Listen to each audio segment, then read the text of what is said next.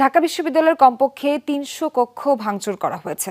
এগুলো সংস্কারের পর ক্যাম্পাস চালু করা হবে জানিয়েছেন উপাচার্য অধ্যাপক মাকসুদ কামাল।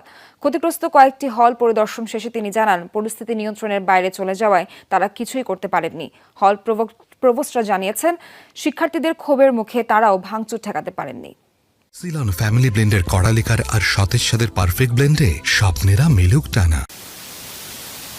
ঢাকা বিশ্ববিদ্যালয়ে স্যার এএফ রহমান হলে ভাঙচুরের চিত্র সবচেয়ে বেশি, যেখানে ছাত্রলীগের কেন্দ্রীয় সভাপতি সাদ্দাম সহ অন্য নেতাদের কক্ষ বেছে বেছে ভাঙচুর করে আন্দোলনকারীরা।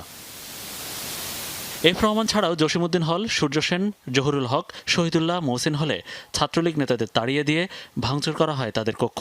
আগুন দেওয়া হয় মোটরসাইকেলেও। একটা পক্ষ কথা বলছে আর একটা পক্ষ ভেতরে ঢুকে ওরা চেষ্টা করেছে যে কারা কারা হলে আছেন।